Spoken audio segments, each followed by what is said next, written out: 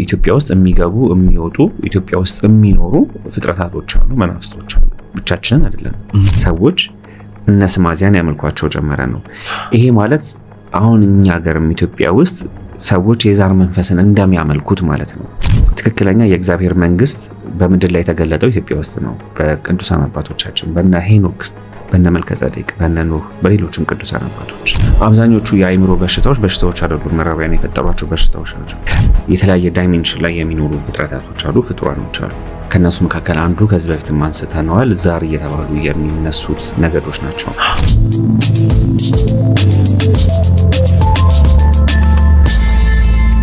መንፈሳዊ ቦታ ነው አብዛኛው፣ የሚታይም የማይታይም። አንዳንደኛ መንፈሳዊ የምንለው የሚታይ ነገር ሲኖር ብቻ ነው። አንድም ቦታ መንፈሳዊ ነው ለማለት የግድ ቤተክርስቲያን መኖሩ አንድ ነገር ነው። ግን የማናያቸው የተሰወሩ ከኛ እይታ ውጪ የሆኑ ደግሞ የተቀደሰ ስፍራ የሚሰራባቸው ቅዱሳን የሚገኙባቸው መንፈሳዊ የሆኑ ቦታዎች አሉ። ከነሱ መካከል አንዱ አፋር ነው። እኛ ስንሄድ የሚታየን እሳትና ጨው ብቻ ስለሆነ ነው እንጂ በጣም መንፈሳዊ ቦታ ነው አፋር። በጣም አባ ተስፋ ስላሴ ሞገስ ያው የመጀመሪያ ፖድካስታችን ላይ ማስተናው ነበር። እሳቸው የጻፏቸው የጽሁፍ ስራዎች ላይ እሳቸው ብቻ ሳይሆን ከኢትዮጵያ ውጭም ያሉ የታሪክ ጸሐፍት የሚያነሷቸው ሀሳቦች አሉ ከአፋር ጋር በተገናኘ። አንደኛው ኢትዮጵያ ውስጥ ይገኛሉ ተብለው የሚታሰቡ የተሰወሩ ከተሞች፣ የተሰወሩ ፒራሚዶች ይገኙባቸዋል ተብሎ ከሚታሰብባቸው ቦታዎች አንዱ ዳሎል ነው አፋር።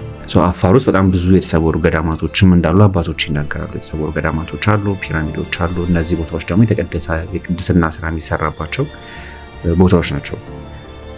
እሱ ነው መንፈሳዊ የሚያደርገው ቦታው። ምንድነው መሰለህ አሁን በሁሉም የኢትዮጵያ ክፍል ውስጥ የሚነገሩ ታሪኮች አሉ አይደል? የተለያየ ዳይሜንሽን ላይ የሚኖሩ ፍጥረታቶች አሉ፣ ፍጡራኖች አሉ። ከነሱ መካከል አንዱ ከዚህ በፊትም አንስተነዋል፣ ዛር እየተባሉ የሚነሱት ነገዶች ናቸው። የዛር መንፈስ ወይም የዛር ነገድ የምንላቸው የተለያዩ የሀገራችን ክፍሎች ውስጥ አሉ። በተለያየ መንገድ የሚገናኟቸው ሰዎች አሉ። እነሱም መጥተው የሚያገኟቸው ሰዎች፣ አካላቶች አሉ። በፕሮግራሙ ላይ እንደውም የተወሰነ ሜንሽን አድርጌው ነበረ። አፋር ሄድን ጊዜ ለምሳሌ እዛ ኤርታሌ አካባቢ ላይ አብዶ የሚባል መንፈስ አለ ይሉሃል፣ ራሳቸው ይነግሩሃል። መጥተው ቱሪስቶችን ይዘው ይሄዳሉ፣ አንዳንዴ ይጠልፋሉ። አብዶ ይጠራችኋል፣ ተጠንቀቁ እያሉ ይነግሩሃል እዛው አካባቢ ላይ ያሉ አስጎብኚዎች። ግን ትክክለኛ እነዚህ አባቶችን አግኝተ ስትጠይቅ ከማህበረሰቡ ጋር የተሰናሰለ ታሪክ አለው። ስለ እነዚህ መናፍስት የሚነግሩ ታሪኮች አሉ። ይሄ አፋር ብቻ ሳይሆን ሁሉም የሀገራችን ክፍል ላይ ያለ ታሪክ ነው። ግን ብዙ በቅዱሳንም በሌሎችም ዳይሜንሽን ላይ ባሉ ፍጥረታቶች የሚጎበኝ ቦታ ነው አፋር። ሴንተር ስለሆነ ነው። አፋር ብቻ ሳይሆን ኢትዮጵያ ሴንተር ነች ብለን የለ። ስለዚህ ቅዱሳን መናፍስትም የሚጎበኟት የሚወጡባት የሚወርዱባት ቦታ ነች። የቅድስና ስፍራ ካለ ሰዎችን ከቅድስና ለማስወጣት ደግሞ የሚተጋ አካል አለ። ስለዚህ የትም ሊሄድ አይችልም፣ እዚህ ነው ሊመጣ የሚችለው። ስለዚህ ሁለቱም ጦርነት አለ፣ በቅዱሳኑም በሌሎችም ዳይሜንሽኖች። ይህን ስለ ርኩሳን መናፍስት ብቻ ሳይሆን እንግዲህ ሌሎች ኤሊያኖች አሉ እኮ ብለን ከዚህ በፊት አንስተናል። ለምሳሌ ዛር እኮ አሁን ለምዕራባውያኖቹ ኤሊያኖች ናቸው። ምክንያቱም ምንነታቸው አያውቁትም። የማያውቁትን ነገር እንዳለ ነው ኤሊያን የሚሉት ምዕራባውያን። እኛ እናውቃቸዋለን፣ ኢትዮጵያውያኖች ያውቋቸዋል። የት ቦታ ላይ ምን አይነት ፍጡራን ይኖራሉ የሚለው። ለምሳሌ ሀተታ መናፍስት የሚባል መጽሐፍ አለ። ሀተታ መናፍስት የሚባል መጽሐፍ ላይ ምን አይነት መናፍስቶች አሉ፣ ባህሪያቸው ምንድን ነው፣ የተፈጠሩት እንዴት ነው የሚለውን ነገር ዝርዝር አድርጎ የሚያስረዳ የሚተነትን መጽሐፍ አለ። ከዚህ በፊት ሜንሽን አድርጌልሃለሁ። መጽሐፈ ማስያስ የሚባል መጽሐፍ አለ። አባ ማስያስ የተባሉ አባት ጣና ላይ የጻፉት መጽሐፍ ብያለሁ። አሁን እሳቸው ለምሳሌ ኤሊያኖች ወይም ደግሞ ካለ ፍጥረታት የሚባሉት የትኛው ዓለም ላይ ምን አይነት ፍጥረታት አሉ የሚለውን በስፋት ተንትነው ጽፈዋል። ስለዚህ ሁሉም ኤሊያኖች አይደሉም። እነሱ ስለማያውቋቸው ነው ኤሊያን ያሉት፣ አንድ ላይ ሰብሰብ አድርገው በወል ስም የሚጠሯቸው። ስለዚህ ከነሱ መካከል ወደ ኢትዮጵያ ውስጥ የሚገቡ የሚወጡ ኢትዮጵያ ውስጥ የሚኖሩ ፍጥረታቶች አሉ፣ መናፍስቶች አሉ። ብቻችንን አይደለም። ስለዚህ ነገር በጣም መወራት ያለበት ጊዜ አሁን ነው፣ ከመቼውም ጊዜ በላይ። ለምንድን ነው መሰለህ? ዓለም ላይ አሁን የምታየው ጦርነት፣ ኢትዮጵያ ውስጥ የምታየው ማህበራዊ ሁኔታ፣ ፖለቲካዊ፣ ኢኮኖሚያዊ የትኛውም ሁኔታ ከነዚህ አካላት ጋር የተገናኘ ነው። የኔና ያንተ ህልውና፣ የኔና ያንተ ሰላም በቀጥታም በተዘዋዋሪም ከነዚህ አካላት ጋር ይገናኛል። ኪሳችን ከነዚህ አካላት ጋር ይገናኛል። ሁሉ ነገራችን ከነዚህ ፍጥረታት ጋር ይገናኛልና እንዳናውቅ ወይም ደግሞ ከዚህ ነገር ዲስትራክትድ እንድንሆን የሚደረጉም በጣም ብዙ ነገሮች አሉና ይህንን ማወቃችን፣ ትውልዱ ይህንን መረዳቱ በጣም አስፈላጊ ነገር ነው። እነማን ናቸው የሚለው ያው መጽሐፈ ሄኖክ መጽሐፍ ቅዱስ ላይ እንዳይካተት የተፈለገበትም አንደኛው ምክንያት ይሄ ነው። መጽሐፈ ሄኖክ ከምድር ላይ እንዲጠፋ የተደረገበትም ትልቁ ምክንያት ይሄ ነው። ዓለም መጽሐፈ ሄኖክን ሲያጠፋው መጽሐፈ ሄኖክን እንዳንቀበል በጣም ብዙ ኮንስፓይረሲ ሲሰራ ኢትዮጵያ መጽሐፈ ሄኖክን ይዛ የቆየችበት ምክንያት ይሄ ነው። ምክንያቱም ትውልድ የሚድነው ዓለም የሚድነው መጽሐፈ ሄኖክ ውስጥ ባለው እውቀት ስለሆነ ማለት ነው።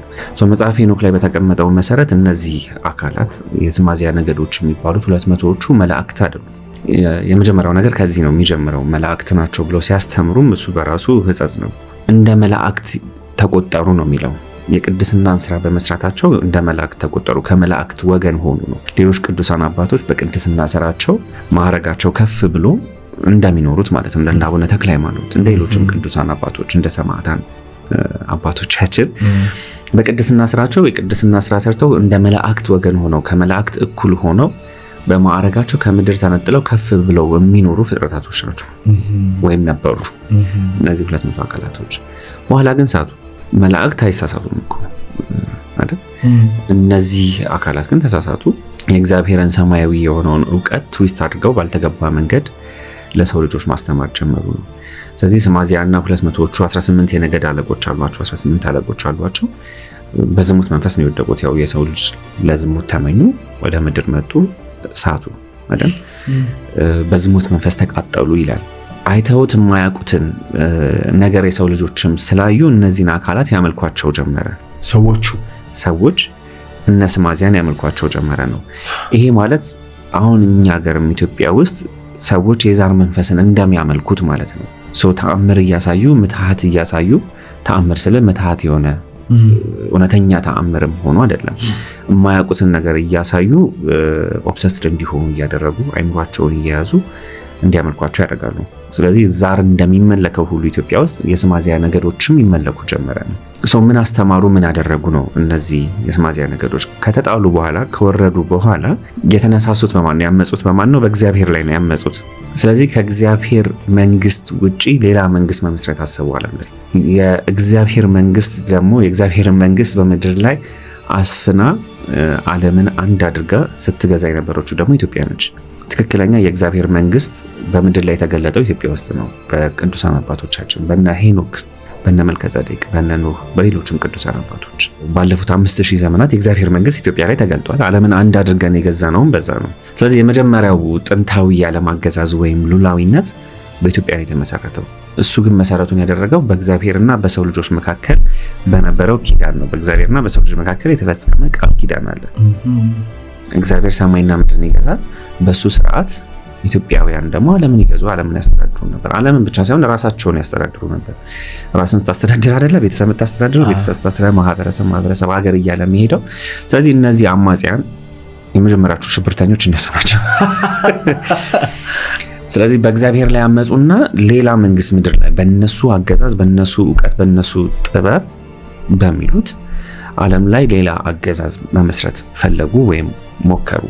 which is new world order የሚባለው ማለት ነው። አዲሱ የዓለም አገዛዝ የሚባለው አዲስ የተባለው የነበረ ስለነበረ ነው። ስለዚህ ለሰው ልጆች እሱን ማስተማር ጀመሩ ማለት ነው።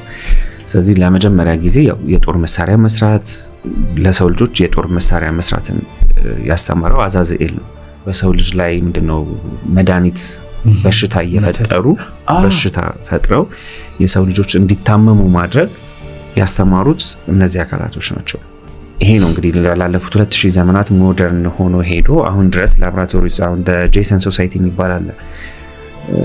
ከሚስጥር ማህበረሰቦች መካከል አንዱ የሚባለው ሰው በምድር ውስጥ የተለያዩ ትላልቅ ግንባታዎች እየተገነቡ ቫይረሶች ይፈጠራሉ አይደለ?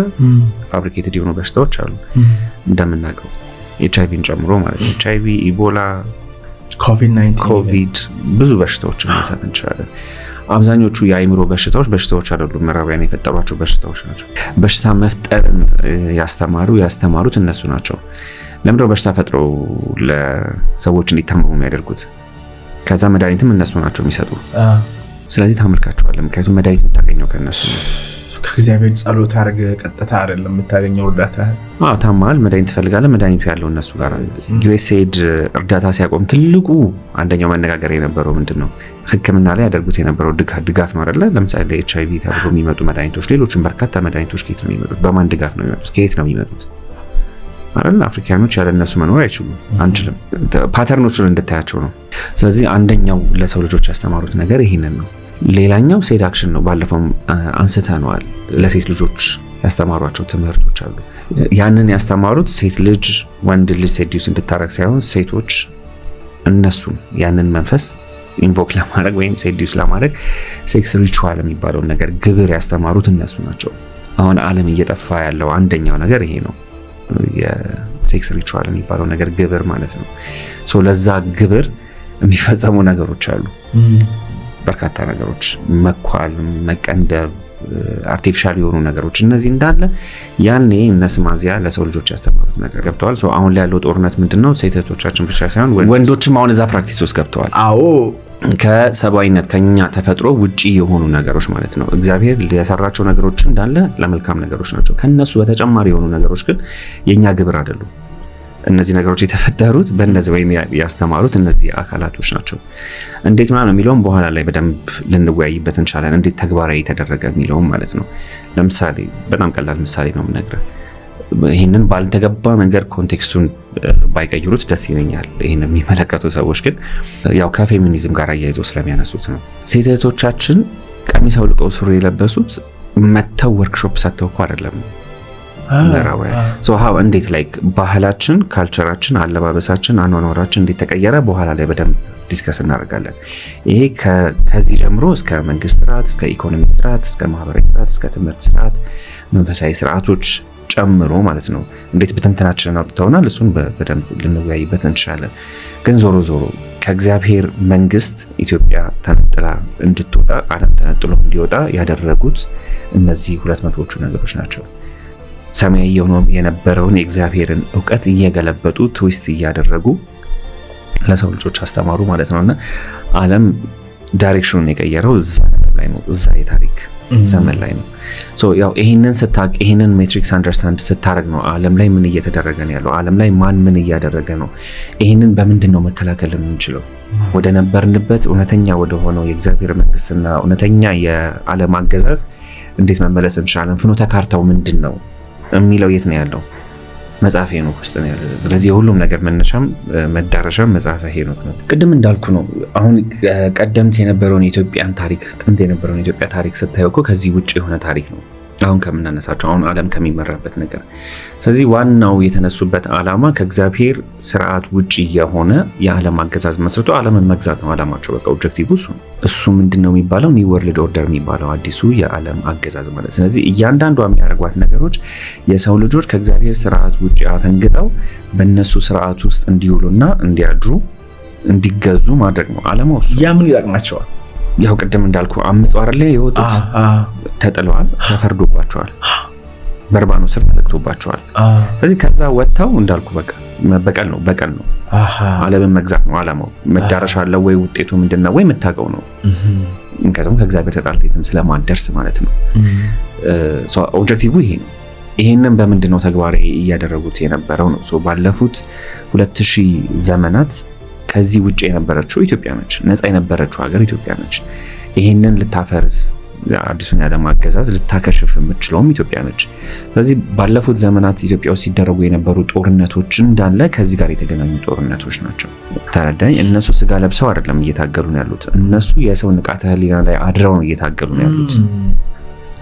ስለዚህ ባለፉት ዘመናት ተመሰረቱ የምንላቸው አብዛኞቹ የሚስጥር ማህበረሰቦች በእነዚህ በነስማዚያና በዛር መንፈስ አባሪነት የተመሰረቱ ማህበረሰቦች ናቸው። በጣም በርካታ የሚስጥር ማህበረሰቦች ተመስርተዋል።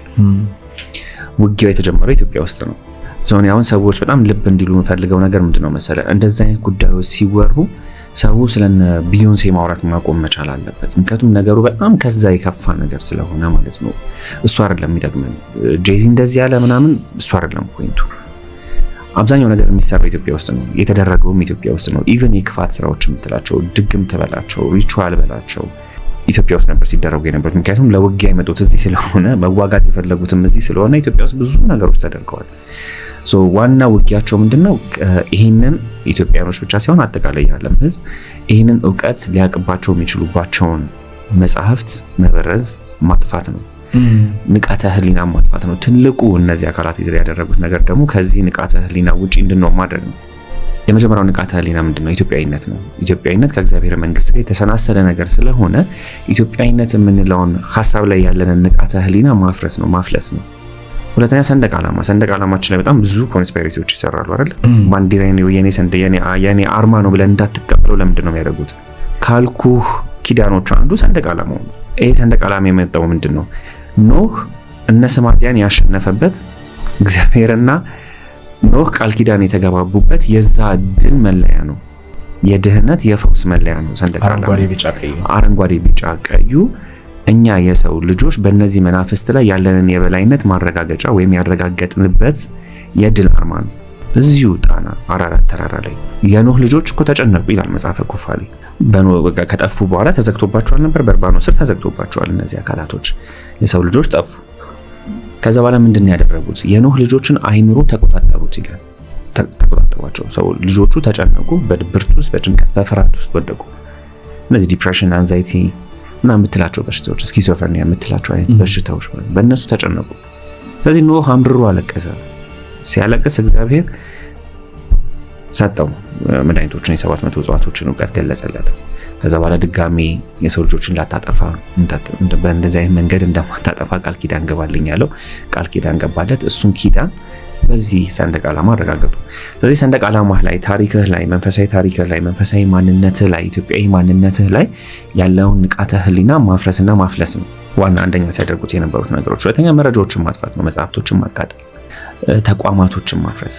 የኢትዮጵያ ኦርቶዶክስ ተዋሕዶ ቤተክርስቲያን እንደሷ የተፈተነ ተቋም የለም ዓለም ላይ። ይህንን በጣም ቦልድ አድርጌ መናገር የምፈልገው እንደ ኢትዮጵያ ኦርቶዶክስ ተዋሕዶ ቤተክርስቲያን ረጅም ዘመን የቆየ ተቋም የለም ዓለም ላይ። ይህን በእርግጠኝነት መናገር ይችላል እንደ ተቋም። ምክንያቱም ቤተክርስቲያኗ የሃይማኖት ተቋም ብቻ አይደለች። ከ2000 ዓመት በላይ እድሜ ያላት የምርምር ተቋም ነች። ዋው! የትኛውም ዩኒቨርሲቲ እንደ ኢትዮጵያ ኦርቶዶክስ ተዋሕዶ ቤተክርስቲያን የተሰነደ የምርምር ውጤት የለውም። በእርግጠኝነት መናገር የምንችለው ነገር በየዘርፉ ኳንተም ሜካኒክስ በለው፣ ፊዚክስ በለው፣ አስትሮሎጂ በለው፣ ሕክምና በለው፣ በየትኛውም ዘርፍ ላይ ማለት ነው። የታሪክ መጽሐፍት በሁሉም ረገድ ማለት ነው። የዓለምን ታሪክ የቱ ጋር እንደሳተ፣ አብዛኛው የዓለም ታሪክ ድርሰት ነው። አሁን የምናውቀው ታሪክ እውነተኛው የዓለም ታሪክ ያለው የት ነው? ኢትዮጵያ ውስጥ ነው።